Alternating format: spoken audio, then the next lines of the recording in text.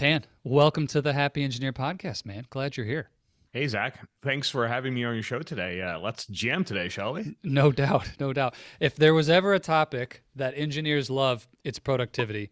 And before I go all the way into your zone of genius, I actually wanted to share with you something kind of fun as I was preparing for our chat today. So, you've got one of the most amazing podcasts out there, The Productivity Show by Asian Efficiency, your company.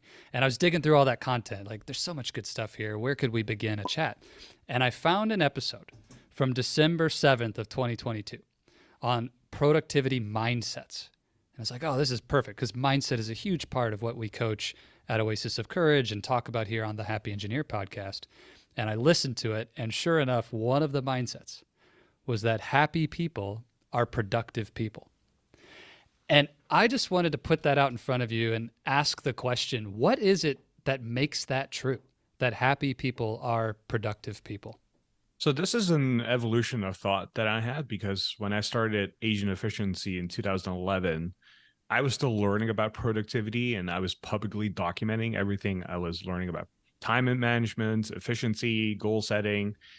And the basic narrative at that time around productivity was, okay, we can work hard and working longer hours is a formula for success. And we have to hustle and bustle, right? And hustling was like the big thing back then. There was a big narrative around that. And there's a lot of value in working hard, right? Especially as a immigrant myself, like we have this work ethic instilled in us, brand new country, and we have to work our way up to the top. And one way of doing that is one, by getting educated, but also two, by working really hard.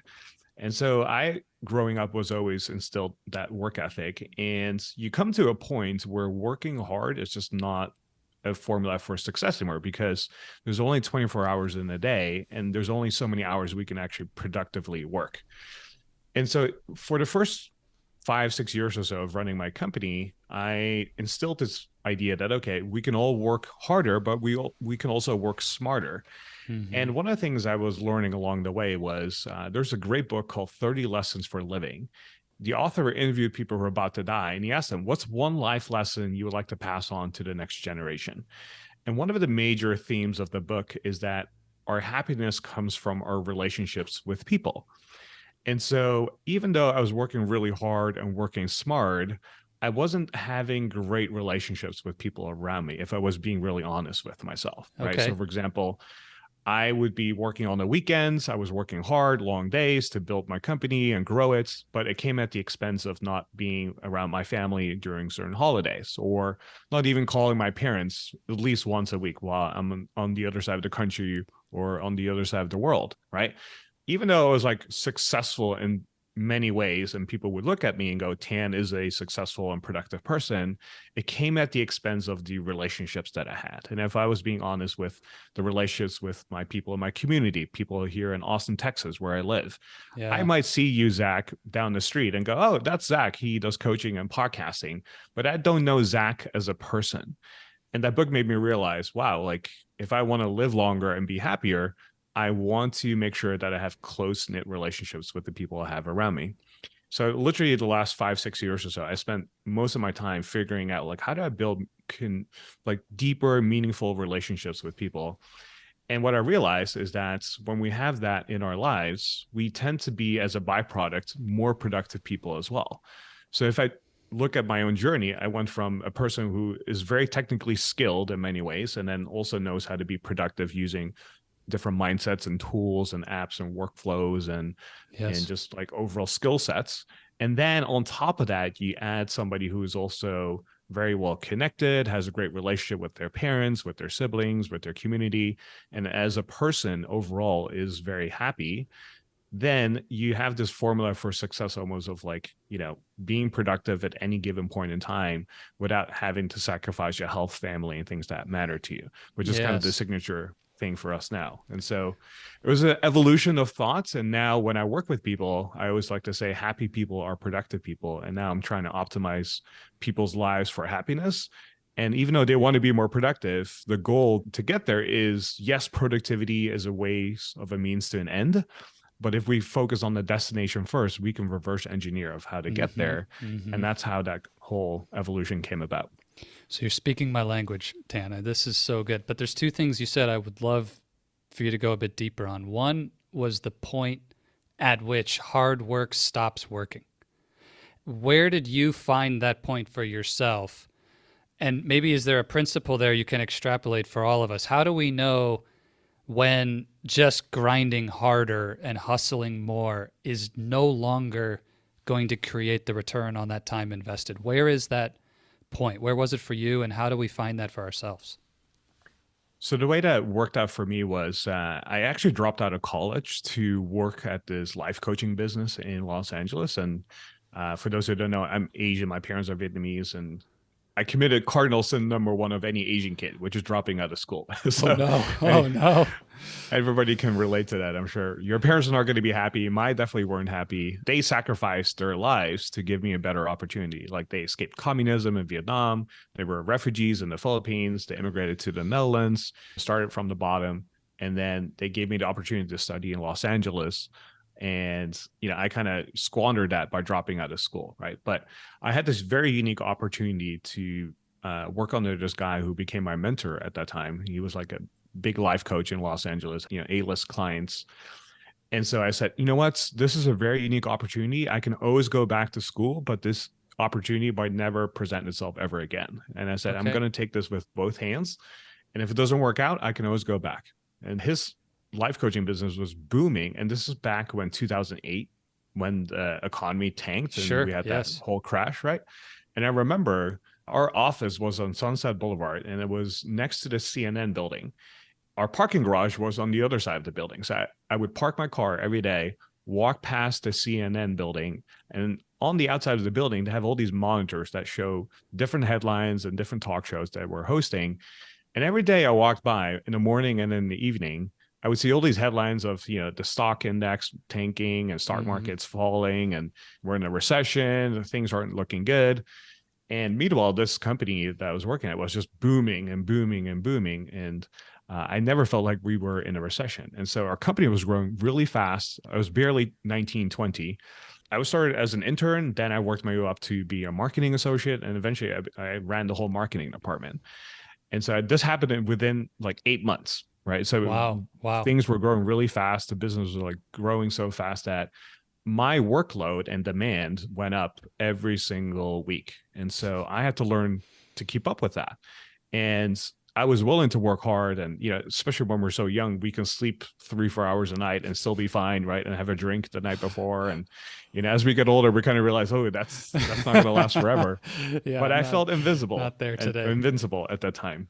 And so I said, okay, I'm just going to work really long and work long days. And you kind of hit a brick wall at some point where you go, hey, yeah, I can only sleep 4 hours and still get my stuff done, but that is not going to last forever. Right. And so after a few months, I just started crashing and burning. And when we have meetings, people would call me out and go, Tian, how did you miss this detail? Or how did you miss this action item? Or, hey, why isn't this done yet? And people started to notice around me how I was dropping the ball. And even though I was working 60, 70, 80 hours a week Mm. sometimes, there's only so much that I could do. And so my boss at that time said, Tan, you need to go read this book called Getting Things Done by David Allen, which is kind of like the Bible of productivity. He was one of the first guys Yep. who Yep. wrote a productivity book, and many people have heard about it. And he said, Tan, I see you're working really long hours, you're working hard, but you got to work smarter because we're growing and I need to hire more people and I need you to step up. And I go, okay, duly noted. Code word for, hey, if you don't do your job, you're going to get Right. fired very Right. relatively soon. Big time. Yeah. I get it. And so I read the book, and that's my first foray into productivity and understanding the idea that you can work smarter, not necessarily harder.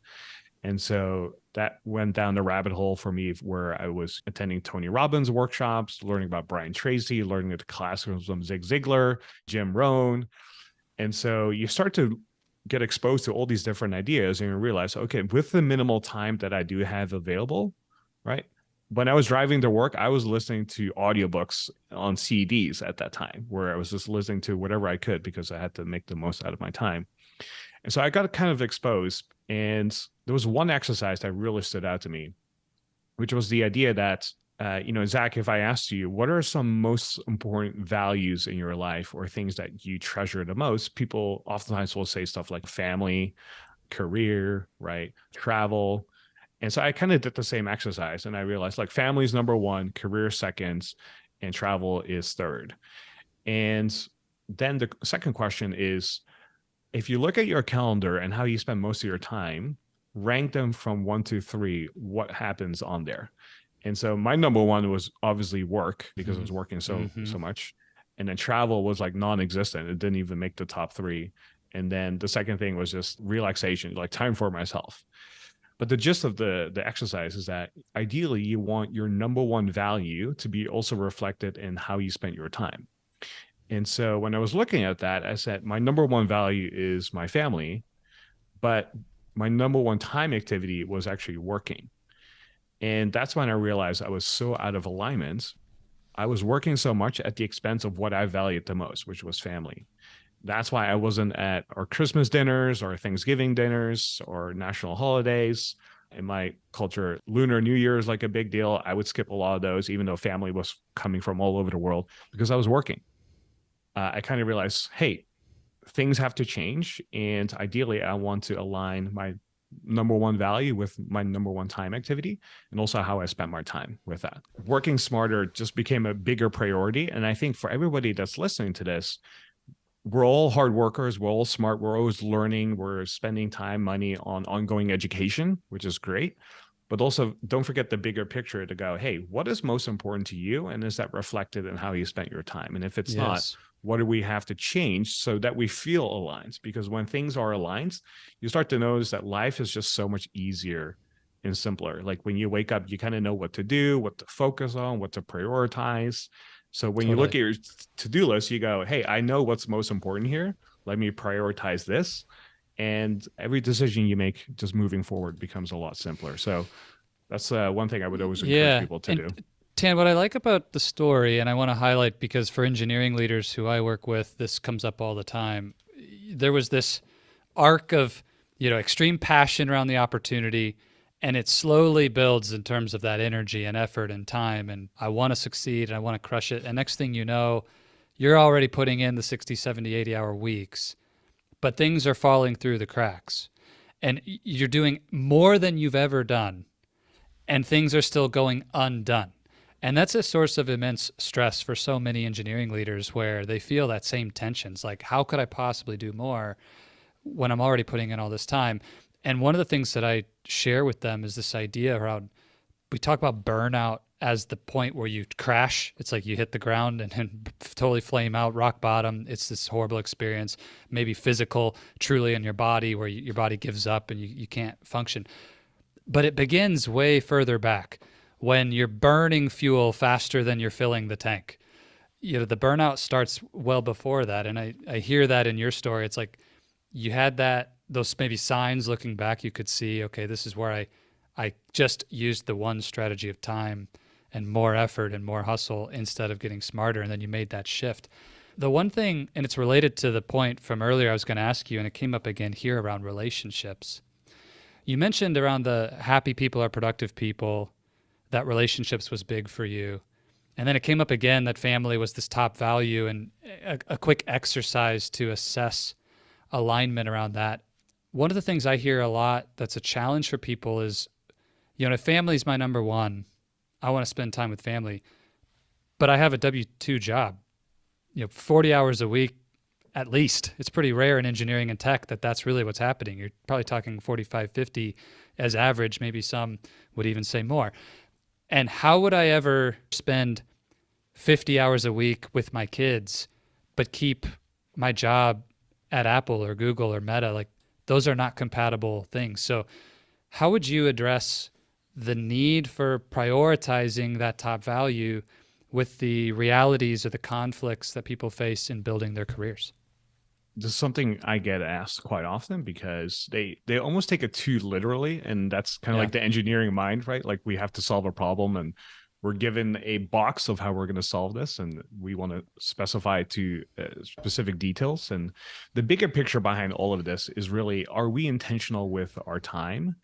And that's the main focus that we should all be looking at. So yes, we all have to work 40, 50 hours a week to maintain our career and our jobs, right?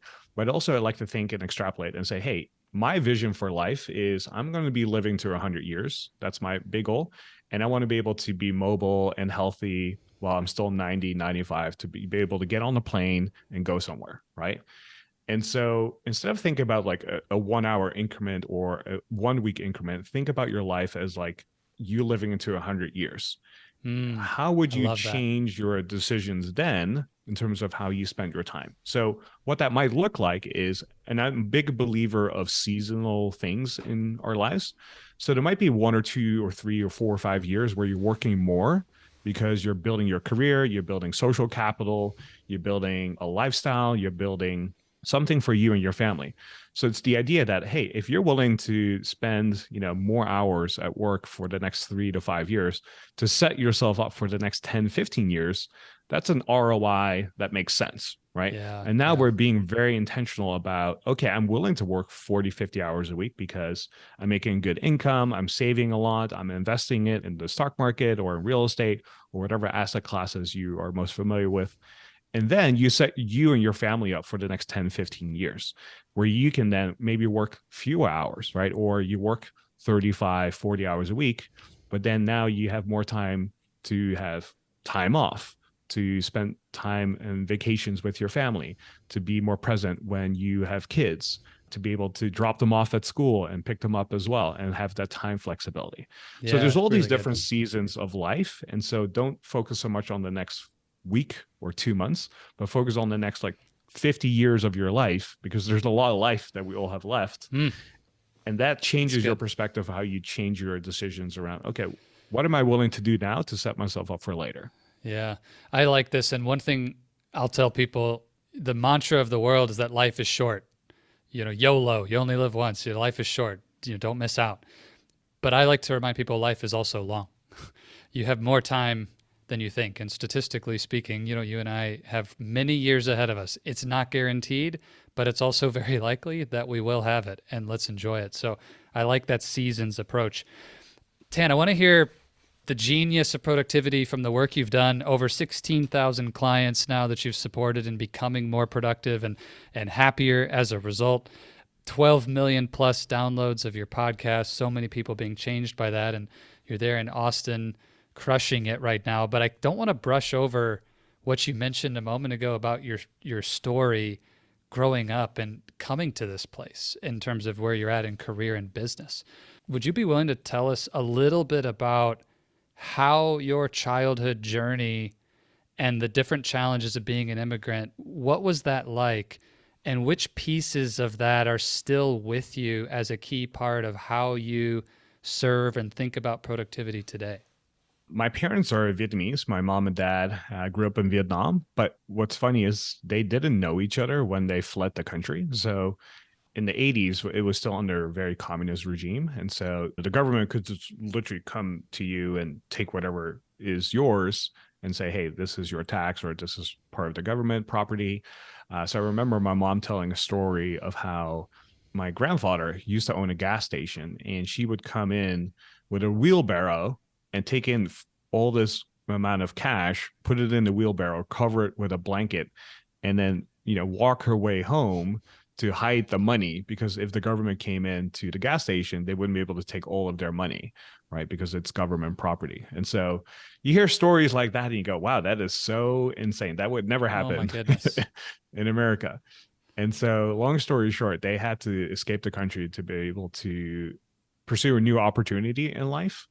And so my mom and dad didn't know each other, but they were both on different boats to get to the Philippines, which is a neighboring country. About, if you go on a boat, it's like roughly 4 or 5 days or so. And so they ended up both in a refugee camp in the Philippines in an island called Palawan.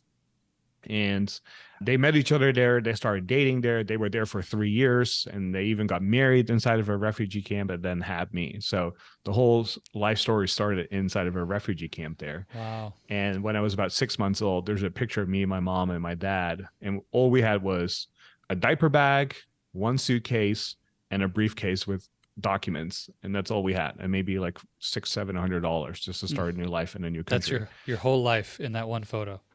in that one photo, that's pretty much all we had from It's starting amazing. from day one in a new country. And so I'm very fortunate to be able to have made something out of myself. And, we had some very fortunate circumstances in terms of government support and just having aid around starting a new life. And so when I went to school, my mom and dad always instilled in me like, hey, one way for us to get out of this situation, to get ahead in life, is to be educated. And I want you to do really well in school. So if you talk to any Asian kid, they'll always tell you, like, your parents will say, hey, become a doctor, a lawyer, or a dentist. Those are three career options. You're going to be fine. And so I said, okay, that's what I'm going to do. I went to school, did the homework, got my grades up, and you have this work ethic of working hard. This is something I would see in my parents as well, right? So, for example, I remember when I was going to school, I was maybe like 8 or 9 years old. My mom and dad would cook food in the morning and then prepare it for me so that when I come home from school, that I could heat it up myself and then eat before they came home, right? So they would come home at say 5 or 6, but I would already be home by like 3 or 3:30 or so. And so I would walk home, but I would always wear a necklace with a key on it, which was the key to the house. So that way I would never lose any keys because I would always wear this necklace. And so I had to like mature a little bit faster than most kids, I think, because of that. So I saw this work ethic just all around. My parents worked on the farm. They were picking apples and strawberries. And over time, they started getting office jobs. But they always reminded me like, hey, you have to work hard and get educated to learn and grow. And Mm-hmm. so every weekends when my parents were off, they would take me to the library. And one of my favorite Wow. things was reading the encyclopedias of the different parts of the world. So, the Encyclopedia of the Ocean, the Encyclopedia of Africa, the Encyclopedia of Animals, right?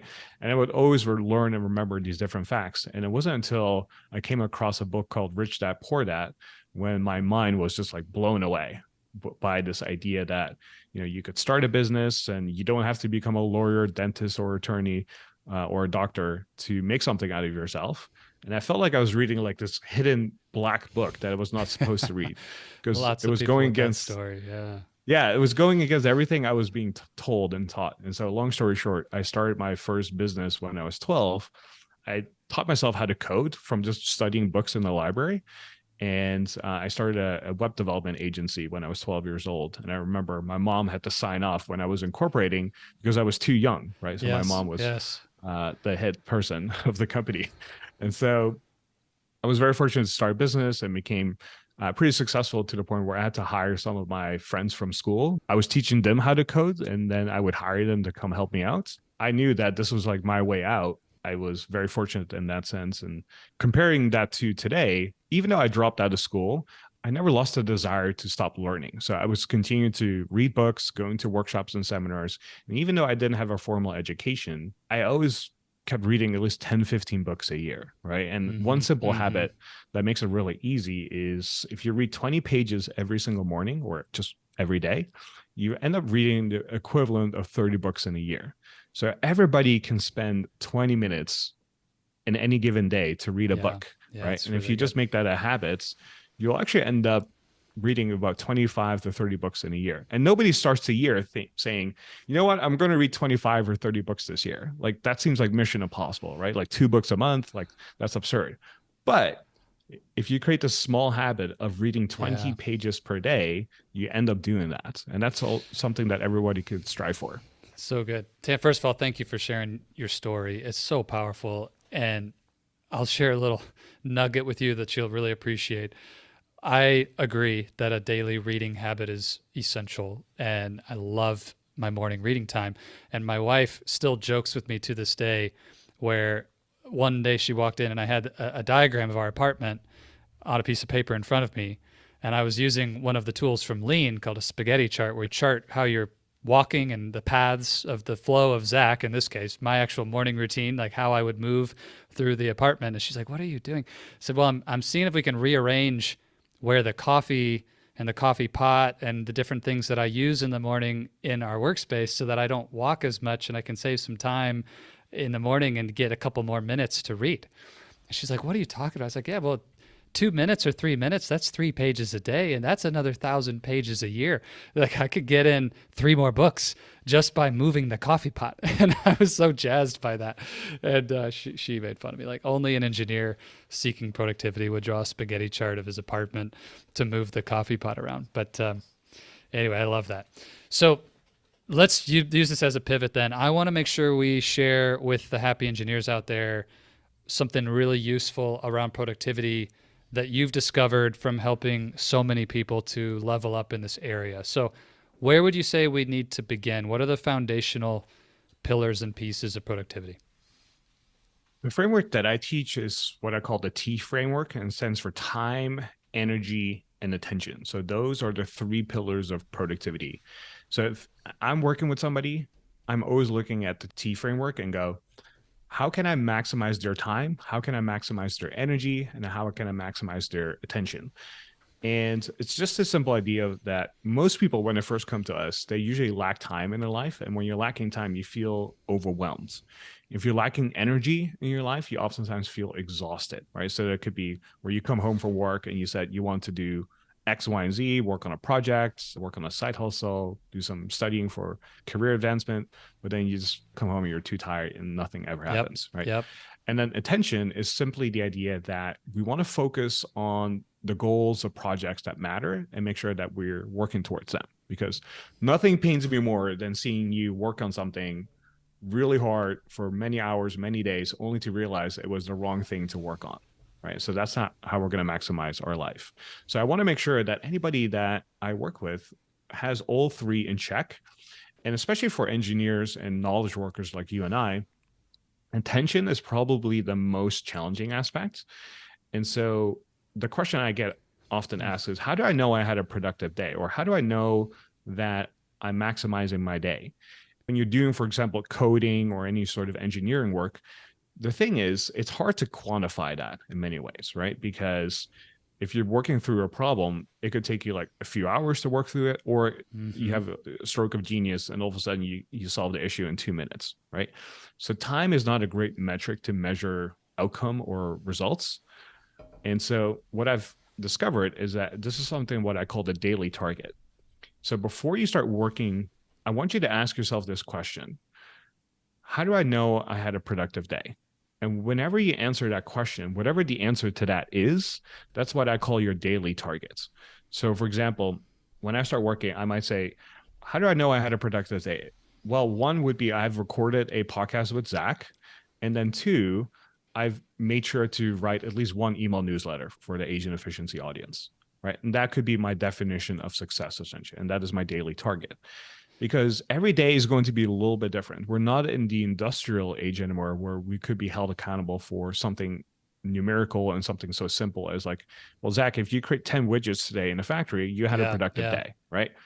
And we were oftentimes tasked for one thing, but now most of us, we do a lot of different things, and also it's doing stuff with our brain. And that's something that we can't quantify necessarily. However, what we can quantify is outcomes. For the daily discipline of asking that question, what do you do when the particular project you're on does not have a logical end point or outcome that you might hit today? So you work in research and development, you're going to sit for 4 hours and make as much progress as you can, but there's no real insight as to where that may end, etc. How would you define that, or how would you create the success target of a productive day in a situation like that? When it comes to projects or tasks that are, especially if they take a few weeks or a few months, you almost have to reverse engineer some of the milestones that are in there. So to give an example, if I wanted to redesign my website, that could be a multi-month project, right? And getting started might be overwhelming because there could be a lot of things that could be happening, right? So let's just take that as an example. I can't do that in one day, but what I can do is think about what are some things that have to be true along the way for us to redesign this whole website. I might say, okay, one of the things I have to do is talk to my designer. I have to figure out what the budget is going to be. And I might have to figure out like who to put on this project as well, especially if I'm delegating this project. And so when I'm working on it today, one of the things I will do is I will look at my calendar, go, what is my time availability for today? Because if I am slammed with meetings from 9 till 3 and I leave the office at 5, I also have to eat lunch. I have to do X, Y, and Z. There's some urgency around some other things that have to be done. So today might not actually be a very productive day in that sense because I'm very time committed. So your definition of success for that day or your daily target might be very different to just say, hey, you know what? One of the milestones that I can do is at least I've set up an appointment with my designer to talk about this project. And that could be just like your daily target for that day. Start breaking down from the end to what your milestones will be along the way. The good thing is you don't have to know all milestones. You just need to know a few.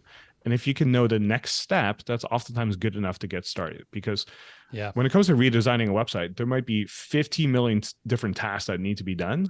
However, I know that I need to talk to my designer at some point. So might as well put that in there, make that the first step.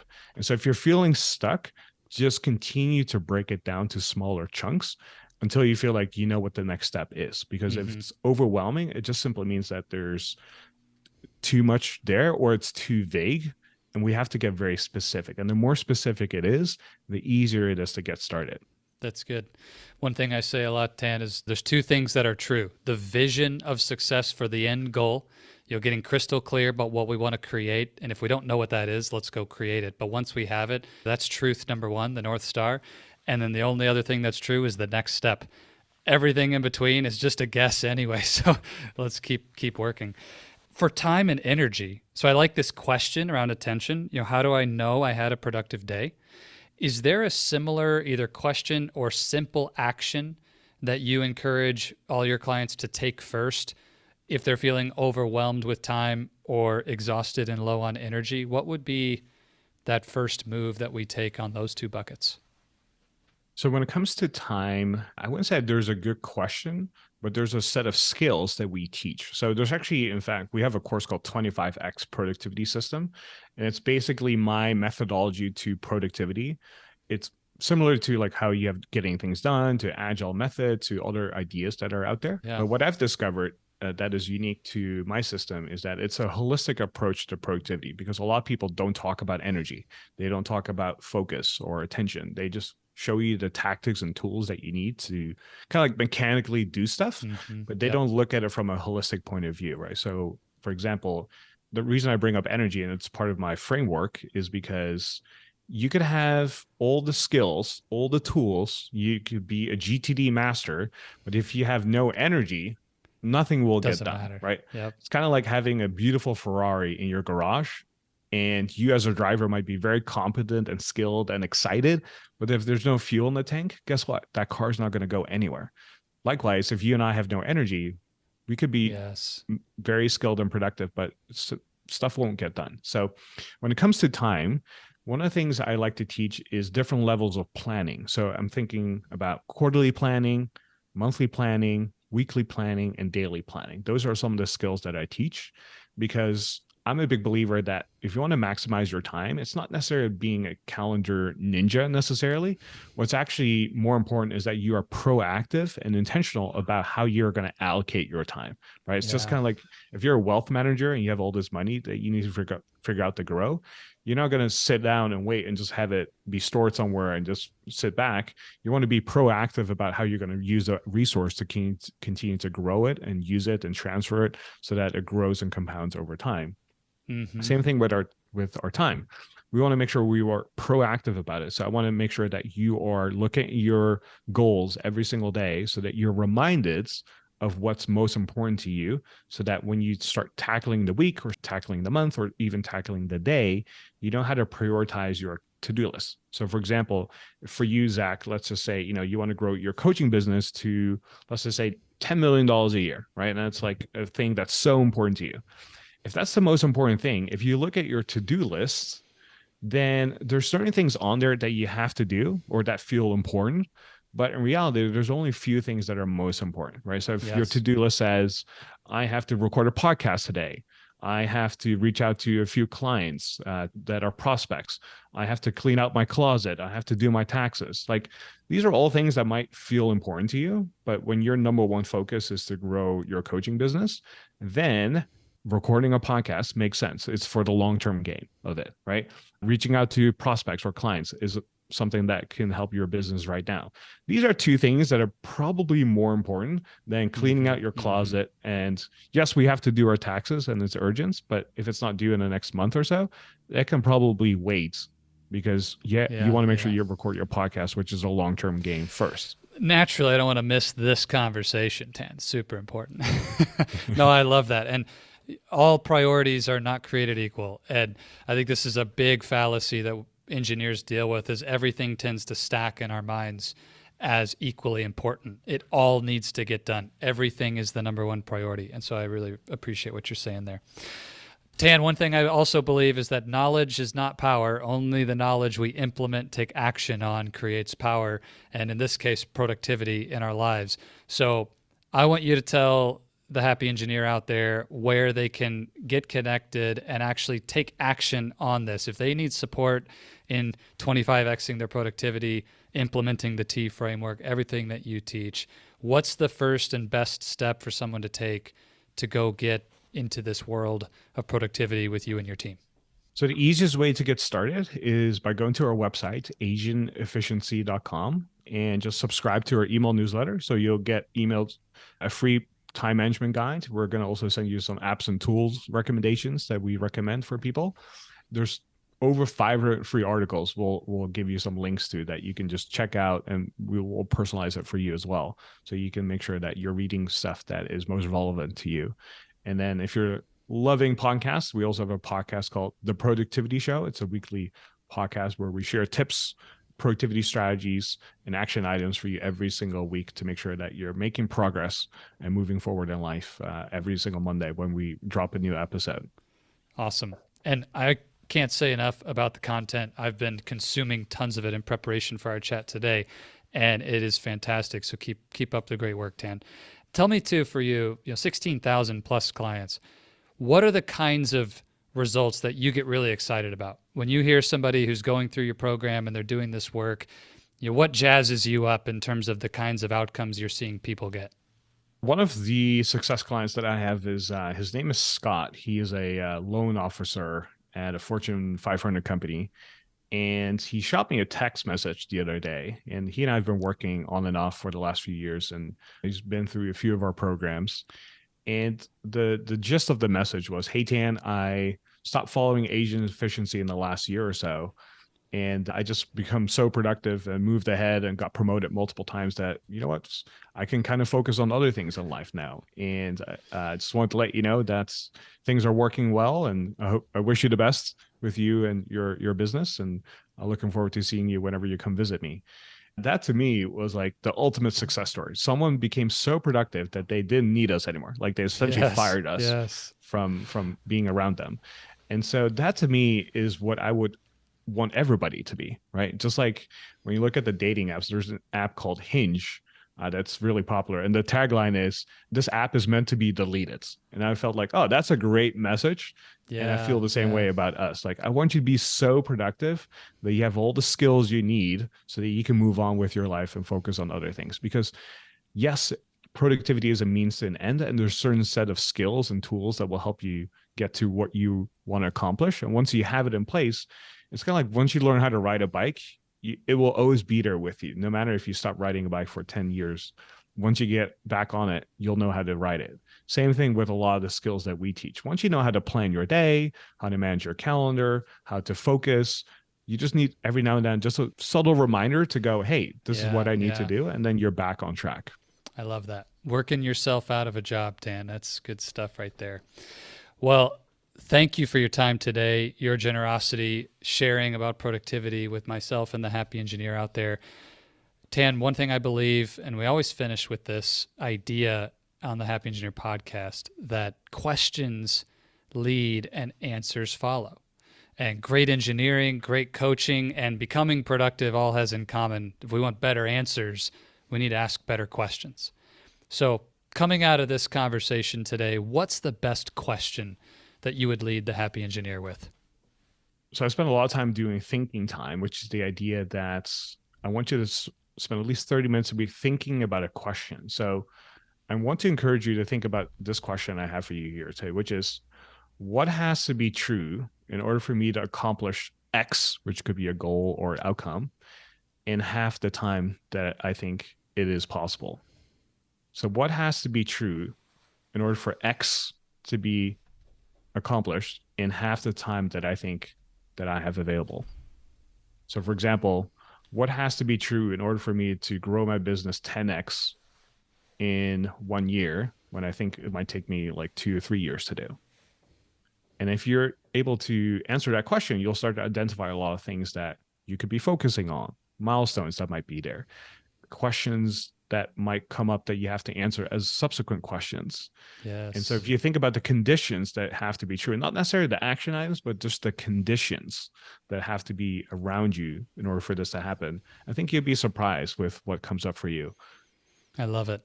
What has to be true to accomplish my biggest goal in half the time that I believe is possible? Tan, appreciate your time today. This is amazing. We're going to have to do it again. There's so much more to unpack in productivity. It's just one of the 5 Ps of the Lifestyle Engineering Blueprint framework, but just appreciate the depth and the expertise and everything that you bring. Want to acknowledge again the amazing work you and your team are doing to change lives all around the world in this space. And I do encourage everyone out there, go listen to the podcast, go download the newsletter and all the resources, some incredible tools provided totally for free by Asian Efficiency. And Tan, thanks again for your time today. It's been awesome. Thank you for having me.